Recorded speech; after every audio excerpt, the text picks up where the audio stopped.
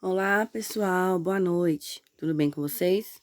Aqui é a professora Eliane e nós vamos dar continuidade à disciplina Farmacologia e Enfermagem para o curso técnico em enfermagem do Instituto São Miguel. Pessoal, continuando o nosso assunto, nós falaremos hoje sobre o que é farmacodinâmica e já vamos dar entrada ao conteúdo da disciplina, tá bom? Bem, a farmacodinâmica, ela é quem estuda o mecanismo de ação do fármaco, né? Como que esse fármaco atua no organismo para que ele execute a ação necessária. Bem, há dois tipos de ação, né? A ação local e a ação sistêmica. A ação local é quando o fármaco ele já vai agir no local onde ele foi administrado sem precisar passar pela corrente sanguínea para chegar àquele local. Então, aí nós estamos falando sobre as pomadas, os colírios, os óleos, né? Nós estamos falando, por exemplo, também da papaina, que é uma medicação utilizada em curativo, tá? Quando nós falamos em óleo, nós estamos falando do AGE, que é o óleo de girassol, tá bom? E a ação sistêmica é toda medicação que primeiro ela vai ser absorvida, quer pelo intestino, geralmente pelo intestino, né? Podem ser também no estômago, mas o mais comum é no intestino delgado, tá? Depois que ela é absorvida, primeiro ela foi degradada no estômago, depois ela é absorvida no intestino, tá? Geralmente no intestino, algumas nos rins também, tá bom? Depois ela vai entrar na corrente sanguínea e só depois que ela estiver na corrente sanguínea que ela vai para o órgão ou local de ação. E aí vai ter o seu efeito. Nós falamos aqui, por exemplo, dos antibióticos, né? Os antibióticos via oral. A pessoa, por exemplo, no tratamento, hoje se usa, né, para Covid, ainda se usa a azitromicina para as infecções de vias aéreas superiores. Então, a pessoa vai tomar esse remédio, vai deglutir esse remédio, ele vai ser degradado no estômago, ele vai ser absorvido no intestino delgado para então fazer o seu papel de antibiótico-terapia, né, de combate às bactérias na região da face ou na região pulmonar. A origem dos fármacos, tá? Eles podem ser de substâncias químicas, né? Que eles podem ser criados diretamente em laboratório, como as sulfonamídias e as aspirinas, né? Que a base é totalmente sintética. Produtos animais, que são produtos que são conseguidos, obtidos, né, extraídos das glândulas dos animais. Por exemplo, os hormônios da tireoide e a insulina, tá? Os produtos que vêm de plantas, que aí nós estamos falando tanto dos fitoterápicos como os naturais, tá bom, gente? Frutas também podem usar nisso, principalmente as frutas que têm algum conteúdo de vitamina, tá? Aí nós temos, por exemplo, o ópio, né, que dá origem à morfina, e os digitálicos, tá bom? A farmacoterapia. Agora nós já vamos dar entrada ao conteúdo da disciplina. Vocês já entenderam o conceito, vamos dar entrada ao conteúdo, tá bom? A farmacoterapia, gente, é o uso das medicações para prevenir, tratar, diagnosticar ou tratar algum sinal, sintoma ou a própria doença. Então, esse é o nosso objetivo. Prevenção, tratamento, diagnóstico, controle e recuperação. Essa é a função da enfermagem, tá bom? Olhem lá. Na farmacoterapia, o que é a ação do medicamento? É a ação química, né? Que ela pode ser profilática, curativa, paliativa e diagnóstica. Para debate na nossa aula. Gente, vamos compreender o que é profilaxia, o que é curativismo, o que é paliativo e o que é diagnóstico, tá bom? Deem uma pesquisada no Google, não copiem e colhem, leiam, compreendam, transcreva com as suas palavras e vamos debater durante a aula, tá bom? Droga é qualquer agente químico que afeta as funções fisiológicas de um modo específico, ou seja, ela vai atuar especificamente em algum local. Medicamento é a droga que é usada para prevenção, diagnóstico ou tratamento de uma doença. Princípio ativo é o componente, é a forma farmacêutica desse fármaco e ele é responsável pelo efeito. Profilaxia é um medicamento que tem ação preventivo contra doenças. Aqui eu coloquei as vacinas. aprofundem mais para que nós possamos debater na aula, como eu já falei.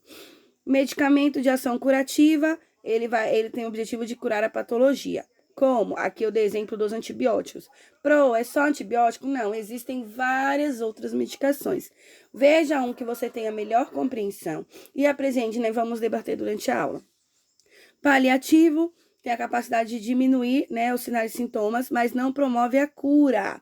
Aqui, gente, eu falei dos antihipertensivos, mas cuidados paliativos vão muito além de controlar doenças crônicas, tá bom? Diagnóstico é um medicamento que vai ajudar a diagnosticar, elucidar uma doença, né, uma suspeita de doença. Por exemplo, o contraste. A dose dos medicamentos.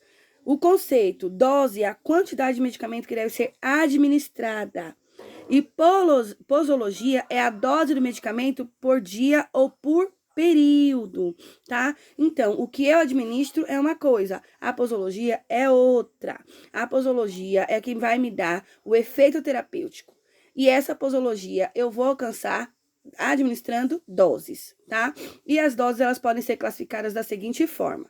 Dose mínima, que é a menor quantidade capaz de produzir um efeito, né? Dose máxima é a maior dose, a maior quantidade, sem apresentar efeitos indesejáveis, porque remédio também mata, tá? Dose de manutenção é aquela que vai manter os níveis necessários do medicamento na corrente sanguínea. E a dose letal, gente, é uma quantidade de medicamento capaz de produzir morte ao indivíduo, tá bom? Uma superdosagem. Quais são os fatores influenciadores para que os médicos cheguem à dosagem correta da medicação, prescrevam um enfermeiro a prazo para que você possa executar? A idade, o sexo, as condições físicas e emocionais do paciente, os fatores psicológicos, né, a temperatura, o método ou via de administração, os fatores genéticos e o peso corporal. Falando em vias de administração, bora lá, porque é mais um assunto que vocês precisam absorver, porque sem conhecer vias de administração, você não consegue trabalhar na nossa área, viu, gente? Via oral, VO. A partir dessa aula, eu vou colocar no nosso debate, na nossa conversa, VO. Não vou usar o termo, tá bom? Acostumem-se. São os medicamentos que são absorvidos pela mucosa do trato gastrointestinal e administrados via cavidade oral. Quais são as vantagens? Ela vai ter maior segurança, né? Mais comodidade para o paciente e é mais econômica. Tem como estabelecer um esquema terapêutico fácil de ser cumprido pelo paciente, desde que o paciente seja adepto, tá? Ao tratamento. E a absorção intestinal, ela é favorecida pela grande superfície de vilosidade intestinal, né? As vilosidades são as curvas intestinais. Então, ali tem como absorver em vários locais, de acordo com que a medicação vai passando pelo organismo, ele vai sendo absorvido. E as desvantagens? Pode apresentar efeitos adversos, né, como náuseas, vômitos e diarreia, devido à irritação da mucosa. A variação do grau de absorção, ou seja, não é porque o meu paciente, ele tomou uma dipirona 500mg VO, que ele vai absorver 500mg de dipirona. Provavelmente não. Por quê? Essa medicação vai passar pela ação enzimática, né, o processo digestório, vai ter ou não a plenitude gástrica, né? O suco gástrico pode estar alterado. O tipo de formulação farmacêutica tem que suportar esse trajeto. E é claro que o pH do organismo tem que colaborar. E precisamos da necessidade de cooperação do paciente. Porque se ele cuspir, você não vai ver. Se ele deixar no canto da boca para jogar fora depois que você sair, você não vai ver. E se ele falar, não vou tomar, provavelmente ele realmente não vai tomar. Via sublingual. Esses aqui, eles não são absorvidos na parede intestinal. Eles são absorvidos pela mucosa oral. Então, ele não vai passar pelo esôfago inteiro, tá? As vantagens. A ação é rápida, né? Principalmente para substâncias hidrossolúveis, porque elas vão se dissolver embaixo da língua. A redução da biotransformação no fígado, né? Porque ela já vai diretamente para a circulação sistêmica. E as desvantagens Substâncias que são irritantes ou que têm sabores desagradáveis, o paciente ele não vai aceitar, né? Ele não vai ter uma boa deglutição. E a medicação, ela vai direto para a circulação geral, sem passar para o intestino e pelo fígado. Então, ele já vai receber a dose máxima daquela medicação. Por via retal. Esses medicamentos são absorvidos pela mucosa retal, né? A mucosa intestinal. A administração, ela pode ser feita em pacientes inconscientes ou pacientes que estejam com náusea e vômito, porque assim eles não vão expelir a medicação. Pode ser usada em lactantes, particularmente, né? A redução da biotransformação do princípio ativo pelo fígado, né? Porque ele vai direto para a circulação sistêmica também, absorvido pela mucosa intestinal. E as desvantagens? A absorção ela pode ser irregular ou completa devido à flora bacteriana que tem no local e pode causar irritação da mucosa retal também, viu, gente? A via parenteral. Gente, vias parenterais são as principais que nós utilizamos, tá?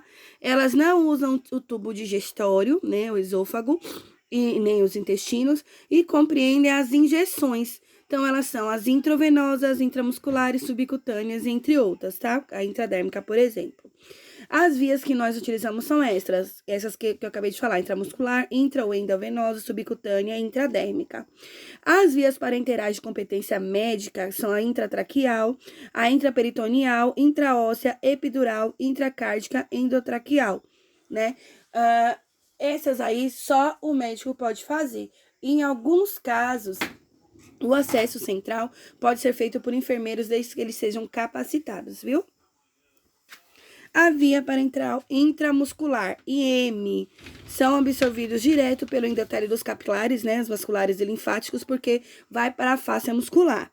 As vantagens é a absorção rápida, né, a administração em pacientes mesmo inconscientes e adequa para volumes moderados, né, volumes aquosos, não aquosos e também as suspensões, que é o caso da benzetacil. A desvantagem é a dor, né? Em alguns casos, aparecimento de lesões musculares pela a aplicação de substâncias irritantes, né? Por exemplo, pH distante do neutro. O aparecimento de processos inflamatórios pela injeção de substância irritante ou má absorvidas. E, claro, o risco de administração em local incorreto. A endovenosa, que é a EV, ela tem obtenção rápida dos efeitos porque vai direto para a circulação, pode ser administrada em grandes volumes de infusão e infusões lentas, a aplicação de substâncias irritantes diluídas, que vai, por exemplo, o caso do cetoprofeno, 100 mg, a possibilidade do controle das doses para prevenção de efeitos tóxicos, né, porque você vai controlar inclusive o gotejamento.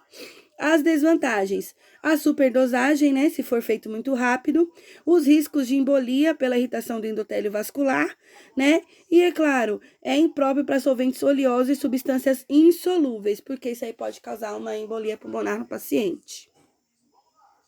O subcutâneo, o medicamento ele vai ser absorvido pelo endotélio, né, dos capilares e vasculares, também dos linfáticos. A absorção é constante das soluções, é uma absorção lenta também para suspensões. As desvantagens é a facilidade de sensibilização do paciente, principalmente nós falamos aí de diabéticos e pessoas que têm trombose. A dor é a necrose por substâncias irritantes, que infelizmente também é uma consequência. Para a próxima aula, gente, nós vamos dar entrada especificamente nos grupos farmacológicos e vamos começar a estudar as medicações por classe e as suas ações, tá bom? Dúvidas? Chama lá no chat, galerinha, que eu tô esperando por vocês.